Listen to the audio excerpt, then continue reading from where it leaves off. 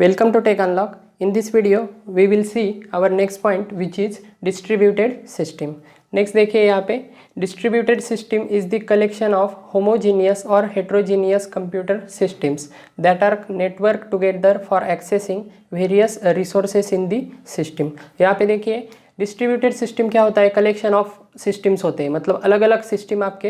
Homogeneous मतलब क्या है, आपके सिमिलर टाइप ऑफ सिस्टम क्या हो सकते हैं, एक आ सकते हैं, मतलब एक साथ उसका नेटवर्क आपका क्रिएट हो सकता है। या हेट्रोजीनियस कंप्यूटर सिस्टम भी हो सकते हैं, यानी डिफरेंट टाइप के सिस्टम भी आपके हो सकते हैं, जो किस लिए एक किए जाते हैं, मतलब नेटवर्क टुगेदर किए जाते हैं एक्सेसिंग वेरियस रिसोर्सेज। जो भी आपके रिसोर्स होंगे जो आपके अलग अलग मतलब आपके डिफरेंट साइट पे होंगे, अलग लोकेशन पे होंगे, वहाँ पे आपको अगर उसे एक्सेस करना है तो यहाँ पे क्या लगेगा, आपका डिस्ट्रीब्यूटेड सिस्टम यहाँ पे काम में आ सकता है।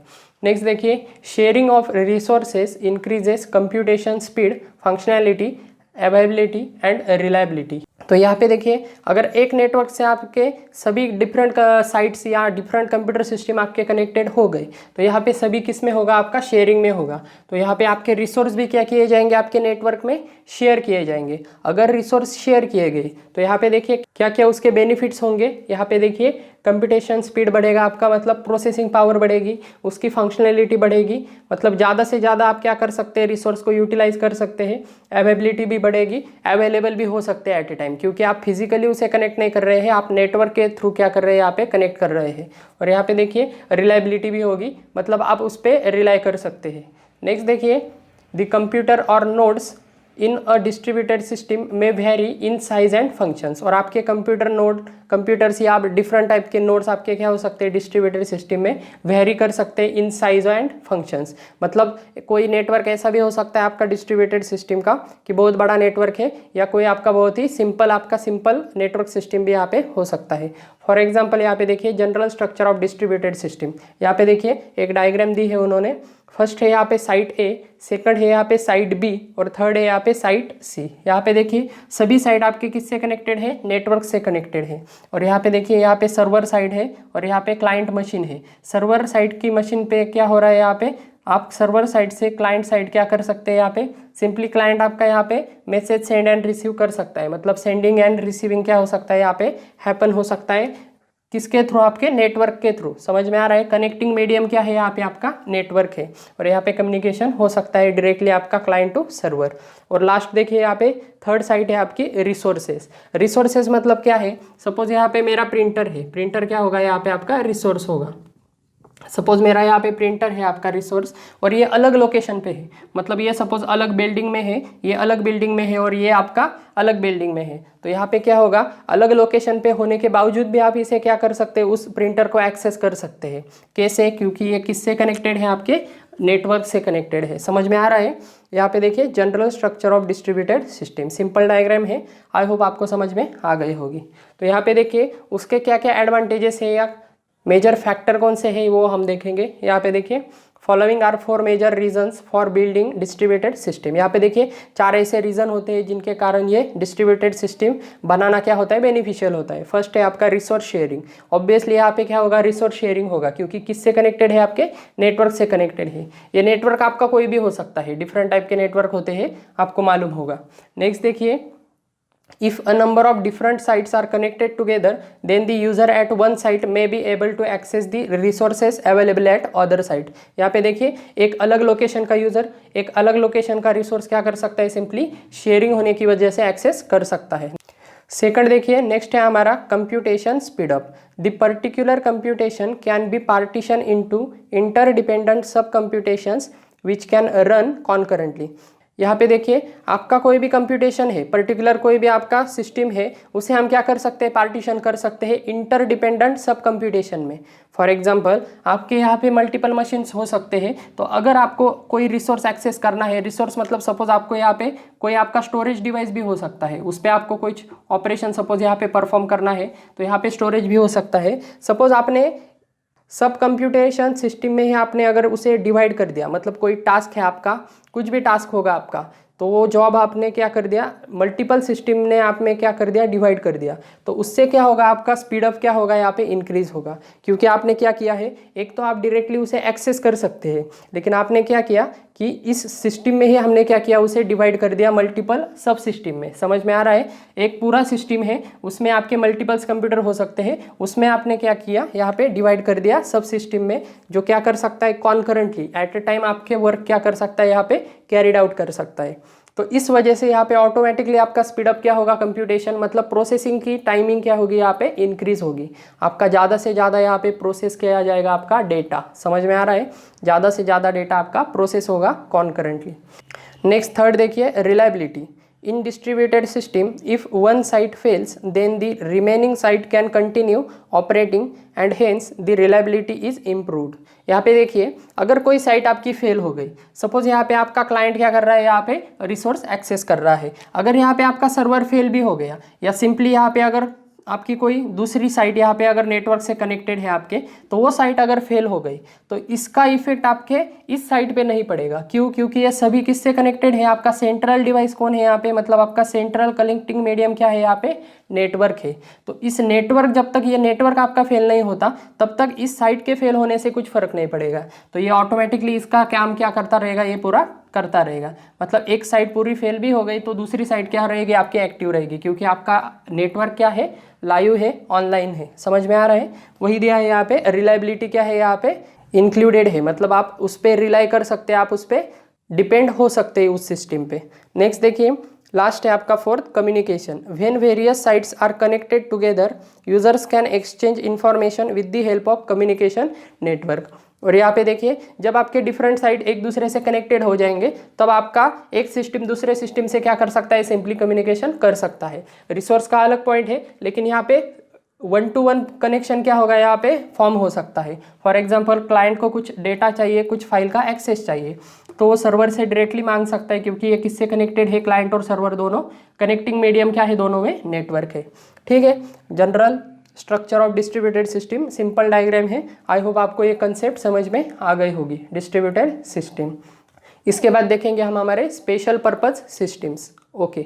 ओके, नेक्स्ट पॉइंट है हमारा स्पेशल पर्पज सिस्टम्स। यहाँ पे देखिए, स्पेशल पर्पज सिस्टम में हमारा फर्स्ट पॉइंट है रियल टाइम एम्बेडेड सिस्टम।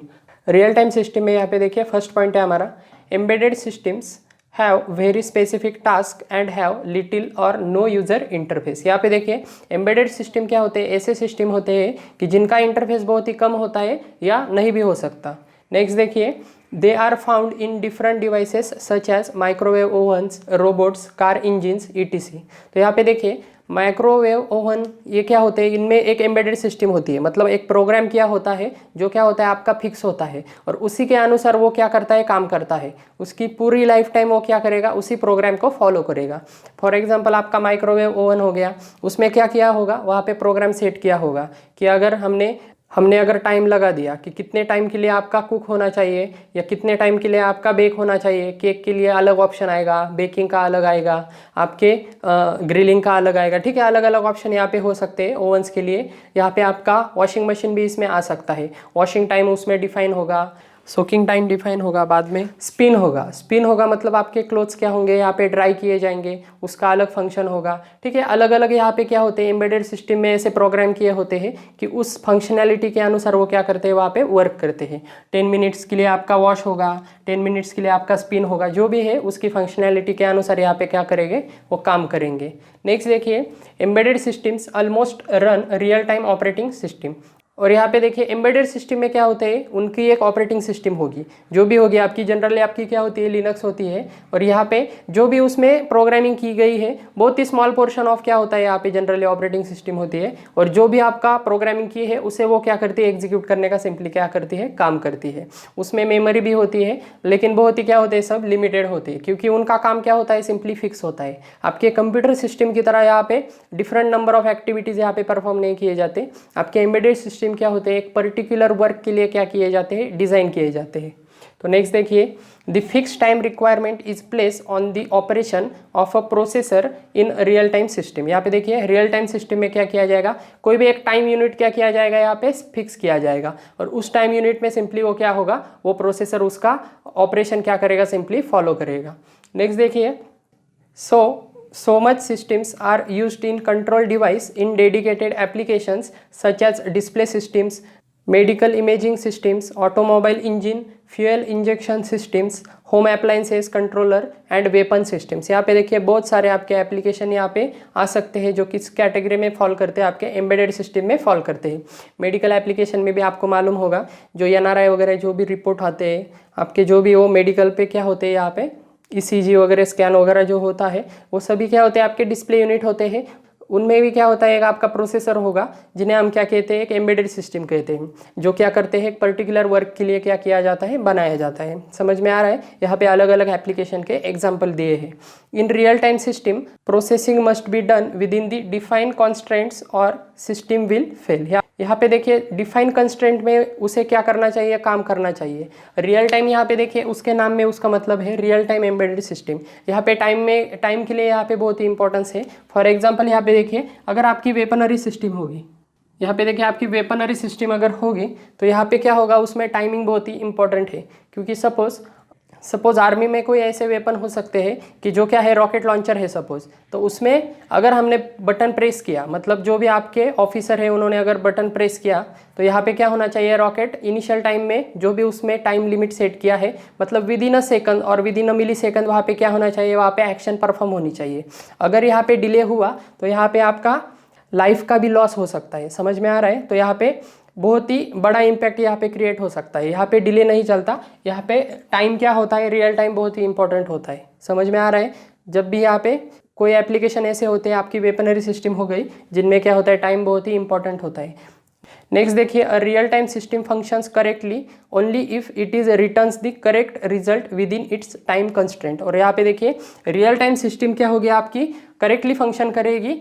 मतलब कब करेगी करेक्टली फंक्शन, अगर उसका करेक्ट रिजल्ट क्या होगा, विद इन टाइम होगा। विद इन टाइम क्या होगा, विद इन टाइम वो क्या करेगा, आपका रिजल्ट वहाँ पे डिस्प्ले करेगा, या जो भी रिजल्ट होगा आपको विद इन टाइम में अगर मिल गया तभी आप कह सकते हैं कि आपकी सिस्टम क्या है, करेक्ट है। अदरवाइज वो क्या हो जाएगा, पूरी तरह से आपका फेलियर हो जाएगा, वो सिस्टम सिंपली क्या हो जाएगी, आपकी फेल हो जाएगी। समझ में आ रहा है? वेपनरी सिस्टम का मैंने एग्जाम्पल दिया, अगर वहाँ पे वो फेल हो गया विद इन अ सेकंड्स में वहाँ पे एक्शन लेने के लिए, तो वो एम्बेडेड सिस्टम सिंपली क्या हो जाएगी, आपकी फेल हो जाएगी। यहाँ पे आपके एम्बेडेड सिस्टम में दो टाइप्स भी आते हैं, मतलब दो कंसेप्ट आते हैं आपके, hard real time and soft real time. Generally आपके हार्ड रियल टाइम में क्या होता है, जहाँ पे आपके डेडलाइंस बहुत इंपॉर्टेंट होते हैं, टाइम बाउंडिंग होती है वहाँ पे। फॉर एग्जांपल आपकी वेपनरी सिस्टम हो गई, या सिंपली आपका ब्रॉडकास्टिंग सिस्टम हो गई। ब्रॉडकास्टिंग मतलब अगर कोई लाइव मैच चालू है, और यहाँ पे सॉफ्ट रियल टाइम में आपका थोड़ा बहुत डिले क्या होता है, यहाँ पे चल जाता है। ठीक है, सिंपल कंसेप्ट है, आपको इतना डिटेल में नहीं है लेकिन आपको मालूम होना चाहिए, रियल टाइम एम्बेडेड सिस्टम। ठीक है, ओके। इसके बाद देखेंगे हम हमारी next system. Okay, next system है हमारी मल्टीमीडिया सिस्टम। मल्टीमीडिया सिस्टम में आपको पता होगा कि अलग अलग टाइप का डेटा आता है। फॉर एग्जांपल आपका audio data, video data, text data, ठीक है, अलग अलग प्रकार का डेटा आता है, और यहाँ पे उसके सिस्टम भी होते हैं इंडिविजुअल। तो यहाँ पे देखिए, multimedia systems are typically design to handle multimedia data. यहाँ पे देखिए मल्टीमीडिया सिस्टम टिपिकली कैसे डिज़ाइन किए जाते हैं मल्टीमीडिया डेटा को हैंडल करने के लिए। Multimedia data consist of audio, video and text file. Next देखिए, in multimedia there is a wide range of applications use today such as MP3, DVD, movies, video conferencing, video clips, live webcast. यहाँ पे देखिए आपका कोई MP3 player होगा जो क्या करेगा, सिर्फ आपका ऑडियो फाइल ही क्या करेगा, यहाँ पे रन करेगा, आईपॉड वगैरह जो हम कहते हैं। उसके बाद आपका DVD मूवीज़ का होगा, यहाँ पे कोई एप्लीकेशन, या आपका प्लेयर होगा, DVD प्लेयर, CD प्लेयर आपको पता होगा। वीडियो कॉन्फ्रेंसिंग का कोई एप्लीकेशन होगा, वीडियो क्लिप्स होंगे, लाइव वेबकास्ट होंगे। तो यहाँ पे अलग अलग टाइप के क्या होते हैं, यहाँ पे एप्लीकेशन होते हैं जो आपके यहाँ पे यूज़ होते हैं। नेक्स्ट देखिए, multimedia applications need not be either audio or video, rather it often includes a combination of both। यहाँ पे देखिए मल्टीमीडिया एप्लीकेशन आपके कोई एक टाइप का डेटा होना यहाँ पे ज़रूरी नहीं है, मल्टीपल टाइप के डेटा भी क्या हो सकते हैं, यहाँ पे एक ही एप्लीकेशन में यूज़ हो सकते हैं। फॉर एग्जांपल आपको पता है आपका हैंड हेल्ड डिवाइस हो गया आपका मोबाइल में आप सभी टाइप के डेटा रन कर सकते हैं, ऑडियो फाइल, वीडियो फाइल। ठीक है, समझ में आ रहा है? ये एप्लीकेशन स्पेसिफिक नहीं हो सकता, मतलब ये एक ही डेटा को स्पेसिफिक एप्लीकेशन नहीं हो सकता, मल्टीपल डेटा का भी एप्लीकेशन हो सकता है। नेक्स्ट देखिए, फॉर इंस्टेंस देयर में B separate tracks for audio and video in movie.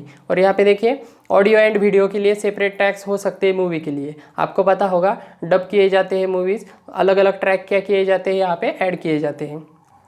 Next देखिए multimedia systems are delivered in not only to the desktop but also on cellular telephones, PDA, personal digital assistants and tablet. यहाँ पे देखिए आपको मैंने अभी बताया कि multimedia systems क्या हो सकते हैं, डिफरेंट टाइप के हो सकते हैं। सिर्फ आपका डेस्कटॉप यानी कंप्यूटर सिस्टम ही उसमें नहीं आता, आपके सेल्युलर टेलीफोन्स हो गए, पीडीए हो गया या टैबलेट्स हो गए, आपके सभी उसमें आ सकते हैं। Stock trader may have stock codes delivered wirelessly to his tablet और पीडीए इन रियल टाइम। यहाँ पे देखिए जब स्टॉक ट्रेडिंग वगैरह चलती है तब यहाँ पे क्या होते हैं, उनके स्पेसिफिक क्या होते हैं यहाँ पे डिवाइस वगैरह होते हैं। टैबलेट पे या पीडीए पे भी आपकी क्या हो सकती है, यहाँ पे रियल टाइम इन्फॉर्मेशन वो क्या करते हैं, सिंपली शेयर करते हैं। ठीक है, तो सिंपल टॉपिक है मल्टीमीडिया सिस्टम्स। ठीक है, इसके बाद देखेंगे हम हमारी नेक्स्ट सिस्टम। ओके, तो लास्ट सिस्टम है हमारी इस पॉइंट की। यहाँ पे देखिए hand held system. Hand held system devices are small in size. यहाँ पे देखिए हैंड हेल्ड सिस्टम मतलब क्या हो गया, आपकी जो भी आप हैंड में क्या कर सकते हैं, होल्ड कर सकते हैं, जो भी आपके डिवाइसेस है वो सभी क्या होंगे, आपके हैंड हेल्ड सिस्टम में क्या होंगे, आ जाएंगे। नेक्स्ट देखिए पीडीएस मतलब आपके पॉकेट पीसी हो गए या पाम डिवाइस हो गया या आपका सेल्युलर फ़ोन हो गया, यानी आपका mobile device etc are the examples of hand held system. Next देखिए handheld systems have small amount of memory, slow processor and small display. यहाँ पे देखिए आपकी सिस्टम स्मॉल होने की वजह से यहाँ पे क्या होता है, बहुत सारे रिसोर्स में क्या हो जाती है, यहाँ पे लिमिटेशन आ जाता है। मतलब आपका प्रोसेसर क्या होगा, यहाँ पे लिमिटेड स्पीड का होगा, यहाँ पे आपकी मेमोरी भी क्या होगी, यहाँ पे लिमिटेड होगी, और यहाँ पे आपका डिस्प्ले भी क्या होगा, यहाँ पे स्मॉल होगा एज कम्पेयर टू आपका डेस्कटॉप सिस्टम। नेक्स्ट देखिए handheld systems are easy to carry at remote places, however they have following limitation. यहाँ पे देखिए हैंडहेल्ड डिवाइस का एक मेन यूज़ क्या है कि आप यहाँ पे क्या कर सकते हैं, आप इजीली कहाँ पर भी है उसे कैरी करके ले जा सकते हैं, लेकिन उसके कुछ क्या है, यहाँ पे लिमिटेशन है। तो यहाँ पे अलग अलग लिमिटेशन दिए हैं, वन बाय वन हम देखते हैं। फर्स्ट है यहाँ पे the amount of memory is limited, typically between 1 MB to 1 GB।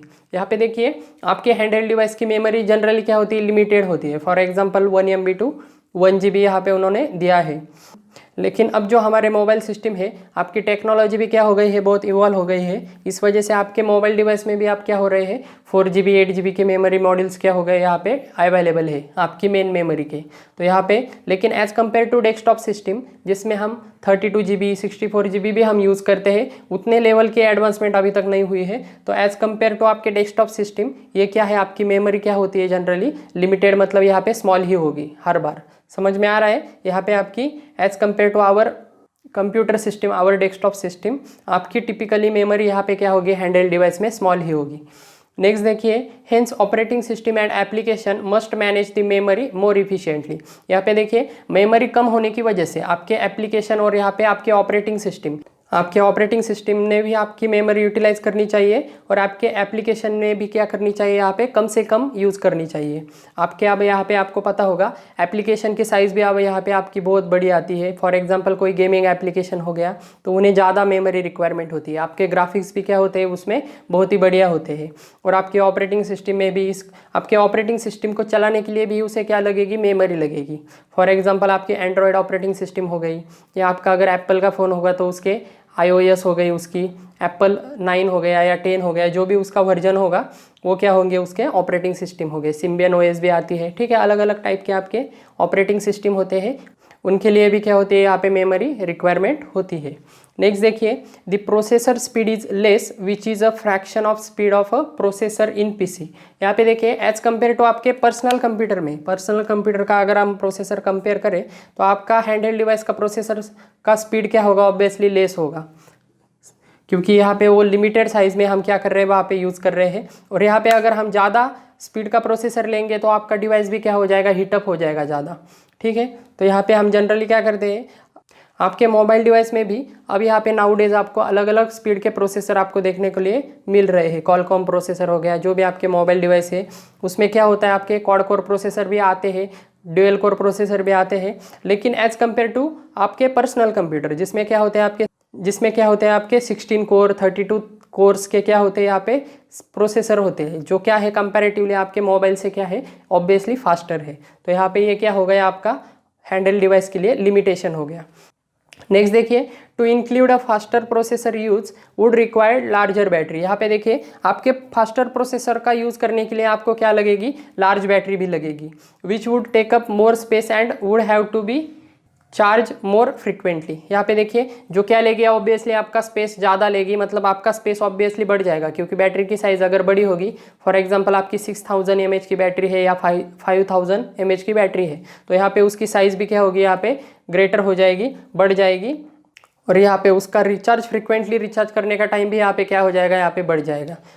यहाँ पे आप कह सकते हैं मोर फ्रिक्वेंट की बजाय आप यहाँ पे कह सकते हैं मोर टाइम लेगी, आपकी बैटरी चार्ज होने के लिए क्या लेगी, यहाँ पे ज़्यादा टाइम लेगी। ठीक है, समझ में आ रहा है। तो यहाँ पे क्या हो रहा है, आपके प्रोसेसर के लिए आपको क्या लग रहा है, यहाँ पे बैटरी की रिक्वायरमेंट भी यहाँ पे, जैसा आपका प्रोसेसर का काम होगा, जैसे आपकी सिस्टम का यहाँ पे परफॉर्मेंस बढ़ेगा, वैसे आपका बैटरी का टाइम भी क्या होगा यहाँ पे, मतलब बैटरी का कंजम्पशन भी क्या होगा, यहाँ पे ज़्यादा होगा। ठीक है, तो नेक्स्ट देखिए थर्ड पॉइंट है हमारा, there is a physical space limitation for keyboards. यहाँ पे देखें हैंडहेल्ड डिवाइस में क्या होगा आपका, अगर यहाँ पे आपका सिंपल अगर हम मोबाइल देखें, सिंपल अगर हैंडहेल्ड डिवाइस देखें तो यहाँ पे क्या होगा, डिस्प्ले का यूनिट होगा और यहाँ पे क्या होगा, आपका कीबोर्ड होगा। और यहाँ पे देखिए hand writing recognition and display, यहाँ पे देखिए हैंड राइटिंग रिकॉग्निशन के लिए भी यहाँ पे कम स्पेस होगा और आपका डिस्प्ले के लिए भी यहाँ पे क्या होगा, कम स्पेस होगा। लेकिन अब आपके जनरली अब आपके टच स्क्रीन के मोबाइल आ चुके हैं जिसमें क्या होता है, एक्चुअल में उसका डिस्प्ले क्या होता है, जनरली बड़ा होता है और इनबिल्ट होता है। फिर भी ये एक लिमिटेशन है क्योंकि उसकी साइज़, कीबोर्ड की साइज़ वगैरह जो भी हम देखें तो वो क्या है, लिमिटेड है। तो यहाँ पे आपके कीबोर्ड की साइज़ भी है, उसमें क्या है, सिंपली लिमिटेशन है क्योंकि साइज़ भी क्या होगी कीबोर्ड की, यहाँ पे स्मॉल होगी एज कम्पेयर टू आपके डेस्कटॉप सिस्टम। नेक्स्ट देखिए the small display screen limits output options. यहाँ पे देखिए आपकी स्क्रीन कितनी भी हो मोबाइल की, लेकिन वो क्या हो गया, एज कम्पेयर टू डेस्कटॉप आपकी स्मॉल होगी। फॉर एग्जांपल हम यहाँ पे अगर डेस्कटॉप वेब पेज अगर यूज़ करते हैं, जो भी कोई आपकी डेस्कटॉप की साइट होगी, तो यहाँ पे अगर वो वेब पेजेस हम क्या करते हैं, मोबाइल में यूज़ करते हैं, ओपन करते हैं, तो क्या होगा, यहाँ पे स्क्रीन लिमिटेशन होने की वजह से आपको पूरा पेज नहीं दिखेगा। आपको क्या करेगा, आउटपुट ऑप्शन, मतलब सभी ऑप्शन आपको दिखाई नहीं देंगे जो आपके डेस्कटॉप स्क्रीन पे दिखाई देते हैं। तो यहाँ पे देखिए one approach to display the web pages is web clipping. तो यहाँ पे देखिए एक अप्रोच यहाँ पे यूज़ किया जाता है जो क्या है, आपका वेब क्लिपिंग। वेब क्लिपिंग के जरिए क्या किया जाता है, आपकी डेस्कटॉप की साइट क्या की जाती है, वहाँ पे उस हैंडहेल्ड डिवाइस में उस पर्टिकुलर पोर्शन में क्या की जाती है, फिट की जाती है। यहाँ पे आपको मालूम होगा मोबाइल मोड भी होता है वेब पेजेस का और डेस्कटॉप मोड भी होता है। सिंपली आप ऐसा कह सकते हैं कि मोबाइल मोड में क्या हो जाएगा, वो वेब पेज ओपन हो जाएगा। Where only small subset of web pages is delivered, जहाँ पे आपकी एक small portion of web pages क्या होंगे, सिर्फ डिस्प्ले होंगे, लेकिन जो भी होंगे वो फुल इन्फॉर्मेशन होगी यहाँ पे। नेक्स्ट देखिए and display at a time, और एट अ टाइम भी आपको क्या हो जाएंगे, वहाँ पे डिस्प्ले हो जाएंगे, मतलब सभी ऑप्शन सिंपली आपको दिखाई देंगे। लेकिन एट ए टाइम यहाँ पे स्मॉल स्क्रीन होने की वजह से एट ए टाइम आपको क्या होगा, स्मॉल पोर्शन ऑफ इन्फॉर्मेशन ही क्या होगी, यहाँ पे डिस्प्ले होगी। ठीक है, तो वेब क्लिपिंग क्या है आपका, सिंपली आपका डेस्कटॉप का सपोज पेज है तो यहाँ पे साइड से क्लिप किया जाता है, मतलब परफेक्ट साइज में आपके मोबाइल में हैंडहेल्ड डिवाइस में क्या किया जाता है, वहाँ पे आपको डिस्प्ले किया जाता है। नेक्स्ट देखिए the limitation in the functionality of PDAs are balanced by their convenience and portability. यहाँ पे देखिए बहुत सारे लिमिटेशन है, फिर भी यहाँ पे क्या किया जाता है, बैलेंस किया जाता है। क्यों, क्योंकि इसका मेन एडवांटेजेस या इसका मेन यूज़ क्या है, ये कन्वीनियंट है बहुत, मतलब इजी टू कैरी है और पोर्टेबल है, जहाँ पर भी आप चाहे वहाँ पे ले जा सकते हैं, और कन्वीनियंट है, इजी टू यूज़ भी है। ठीक है, तो यहाँ पे उसके मेजर एडवांटेजेस होने की वजह से, यहाँ पे उनके लिमिटेशन होने के बावजूद भी यहाँ पे ये डिवाइसेस बहुत ही क्या होते हैं, मोर फ्रिक्वेंटली क्या होते हैं, यहाँ पे यूज़ होते हैं। ठीक है, आई होप आपको समझ में आ गया होगा हैंडहेल्ड सिस्टम। ठीक है, तो फिलहाल इस वीडियो में इतना ही था। Thank you.